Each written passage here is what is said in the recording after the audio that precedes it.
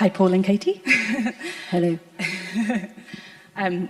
You guys are amazing individuals and an incredible team, and I'm a source of inspiration to Johnny and I, so it's very exciting to sit here with you and hear from you today of a little bit of where you're partnering with God at this time and a little bit of your journey of how you got there. So, yay.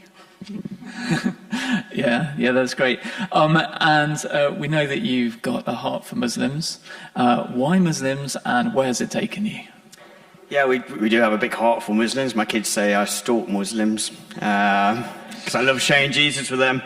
I think it came that there's a commandment in the Bible to go into all the world and proclaim the good news. So the question is for each one of us, what part of the world is God inviting us into? And for us, it was Muslims. When I just heard the figure, there's like 1.8 billion Muslims, and only about 1% of people that go and work overseas are with Muslims, and only about 0.1% of finance go to Muslims. I just thought that's unfair. Why should some people get an opportunity to hear the good news many times, and there are many people that have never had the opportunity to hear that? So, yeah. And you guys came back from Egypt 10 years ago? Yeah, 10 years, July. Yeah, crumbs, time flies.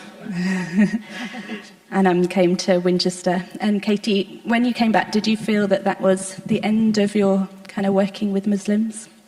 Actually, when we first came back, we weren't in great shape, to be honest. It had been a really hard season. So we took some time just to rest and recover. But God put us in a very monocultural neighbourhood. And I kept saying to God, why on earth are we here? It didn't feel right, actually, because since I was a little girl, actually, I felt like God calling us into missions. What was the question again? Did you feel it was the end of working with Muslims? No, because maybe like Paul, that he stole what I was going to say. The whole partly fairness. We've got 4 kids, and actually it's almost a quarter of the world's population is Muslim. And it seems a bit unfair that you tell 3 of them about how they could have life and hope and freedom, and then one of them you just like leave in the dark. It's like, oh, well, tough, you don't matter. That would be bonkers. So I don't stalk Muslims, but I must say, if I see anyone with a veil, I'm just, a bit twitchy, because I just think, there's somebody who probably doesn't know about Jesus yet. So, yeah. And what did you feel God was saying to you then at that time of coming back? When we first came back, I had the sense that actually God was very much in it, even though I wasn't in fantastic shape when we first came back. A really helpful picture that God gave me was of somebody. The picture that came to mind was of the Second World War, and somebody who had been injured in combat, and that they'd been pulled off, repatriated in order to get well. But whilst they were recovering, it was discovered that they were a master code breaker.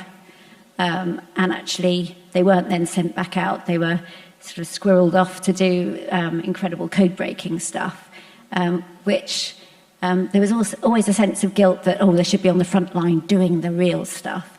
But they were actually having a more impactful sort of part in the outcome of the war. So that was one of the things I felt like God was saying. And I had the sense that that's actually to do with prayer and equipping others, although it's quite nice being out there doing it, to be honest. But yeah, I think that's where some of the skills and gifts that God's given me is to encourage and support others. So that's great, thanks. And so, Paul, where's that taking you now? What are you doing now? What have you seen God doing recently? Yeah, like Katie said, we're back here in the UK, but now I'm mainly just kind of equipping and training people. Even just the last few days I've been away with 7 other people who practical training, just to see them go to different parts of the world. If you just think of any Muslim majority country, probably now I'm either engaged with somebody, sent somebody there, encouraging them in their work there, and just seeing it happen. When you're in one location, you're slightly limited, but now I get the joy of kind of standing back and just seeing some of the crazy stuff that God is doing amongst Muslims at this point in time. That's fantastic. And are there any things that you'd like us to pray for? I mean, obviously, we pray for you regularly at the Reach prayer meeting. Some of us pray for you regularly in our own prayer life, but we're going to have a chance to pray for you now. Is there anything particular that we can pick up on, or? Yeah, I wouldn't mind. But I think, firstly, just strength and wisdom. The organization we work for is called Frontiers, with love and respect, inviting Muslims to follow Jesus. So we send teams out. And so Katie and I oversee kind of 3 teams, including Edmir, so we'll come and share in a minute. But also we've been asked now to be what's called senior overseers. That means we're kind of responsible for a whole load of teams in the Middle East, and that takes responsibility.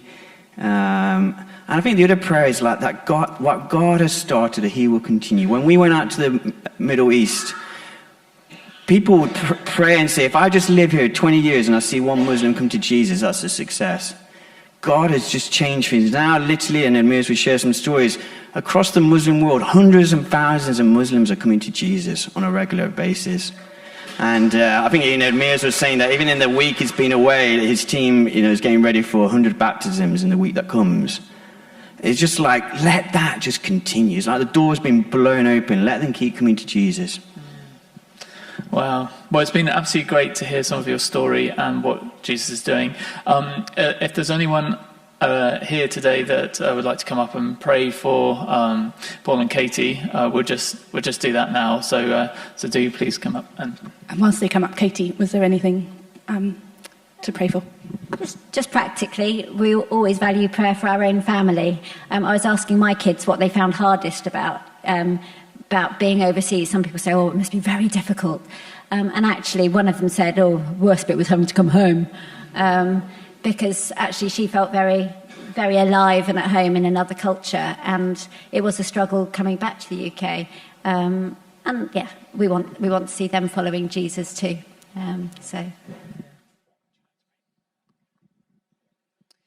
Lord, I thank you so much for Paul and Katie, ordinary people.